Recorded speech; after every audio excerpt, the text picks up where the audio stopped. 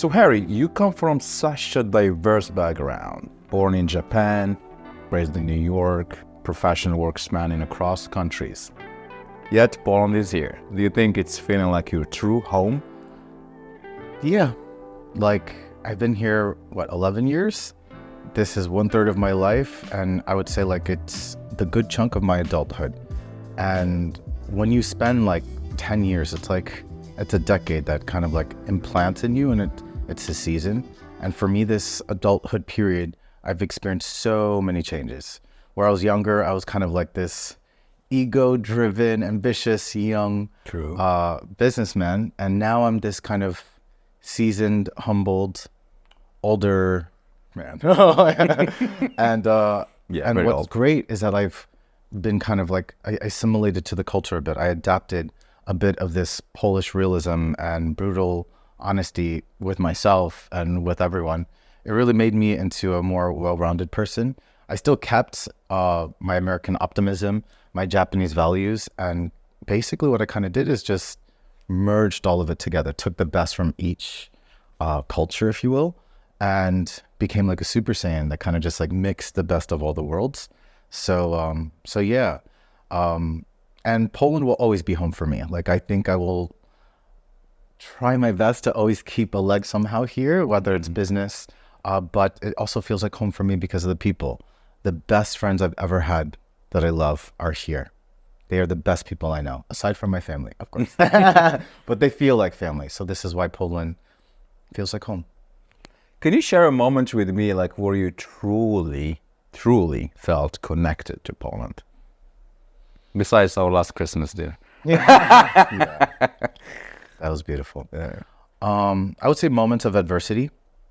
So for example, when this Ukrainian war broke out and the influx of Ukrainian refugees, I remembered when I volunteered in Dworzec Centralne and other areas, how the Polish people were. People were just taking them into their homes. You just really saw the generosity and like the selflessness. And like for me, that kind of humanity is something that you can deeply and profoundly connect to, at least for me, with my values. So I was super proud of the Polish people in that moment, and especially with everything that the Polish people have gone through in history. This was an act of heroism and should be remembered forever. So it touched me that way. I would also say on other matters that also didn't have to be their fight, like there was a Black Lives Matter protests, the Palestine, they just really showed up for other people. So this was beautiful to see. I would also say, on a lighter note, even just going to the Polish villages, you really feel the true, genuine kindness and hospitality of a simple Polish person. They're lovely, really lovely. So I loved it. And I think that's also why I love going to the nature, because I get to visit those areas and experience those people. They're just totally different than, like, let's call it the city folk. So I feel like those moments kind of made me feel connected to Poland. I would also say when you have successes and failures, this also made me connect with Poland, because like it's humbling and encouraging at the same time. And when you can feel a rise and fall like this, there's something to be learned about yourself. It's like a birth and like a death of something. But now it feels like rebirth for me. So it's like a new home in a weird way. You travel a lot, and we both know how incredible the Polish people are, how amazing Poland is.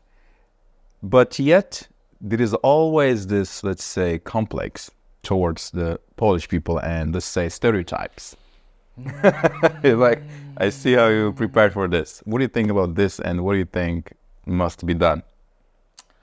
I realized that I became kind of Polish when I started to, I don't want to say get in fights, but get into complicated situations. So, for example, when I go to London for London Fashion Week, I sometimes hear how certain people speak about Polish people or immigrants or whatever.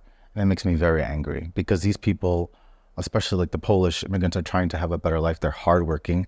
And being as someone that's here, the stereotype that they have is not correct. It is not correct. You have some of the most intelligent, hardworking, successful people, artistic, creative people that you can ever meet. And just to kind of judge a whole group of people just because of your prejudice is ridiculous for me. And I feel that to my core. So it's something I relate to and understand. So what can we do to fix that? You know, the way to kind of combat ignorance is awareness and exposure. And this is something that can be done, you know, through interpersonal relationships. I think like that's the best thing anybody can do, is just be the best version of yourself and represent your people or that culture. And the rest is up to them. Like, you know, it has to go from both sides. So once they come visit Poland, this is usually the way to change everything. So when I invite my friends from America or from the UK or anywhere from Europe, they're like, what? Like, Poland is this modern, the technology, the food, the fashion. And I'm like, yeah. And be like, and actually, and the quality of life here, come on, like for the price, you can't get this in the US and the UK in this price. So it's a nice surprise. And I think it's starting to uncover and become a little bit more popular and widely known. Would you ever miss the old Poland? I mean, like from the earliest year we've come here, we've arrived. I feel like that was like the golden age, to be honest. Like life was good, life was easy. This was before COVID. I would say almost like everywhere in the world, but we experienced this in Poland. It was so beautiful. I wish I could turn back time. But this is a part of growing up, is accepting reality and adapting. And there is still that beauty here. You just have to learn how to find it, you know? I think that our generation has been so blessed because we never really had to truly struggle like our ancestors, you know, whether it's a Polish person or an African American or a Japanese American or, you know, Moroccan. Like we've all gone through something. Our ancestors have really gone through struggle, whether it's intense war, intense loss, and they still persevered and still found beauty in the world. So for us, I don't want to say that we're spoiled because there is still struggle now, but personally, you know, we haven't gone through what they have gone through. So I think that we need to kind of toughen up and kind of educate ourselves and kind of get a grip of reality and say, you know what, it's not that bad. And also, there is beautiful things. There is ways to enjoy and appreciate life. And I feel like appreciation is actually a key to happiness. Beautifully said. You're getting very poetic, Harry. What's going on today? I don't know. You got me emotional talking about my grandmother and all this other stuff.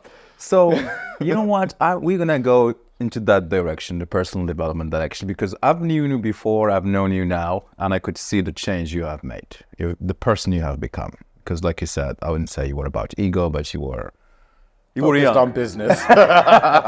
But now I see you and I see your approach more to the personal development and growth and more, may I even say spiritual, a little bit spirituality I can sense.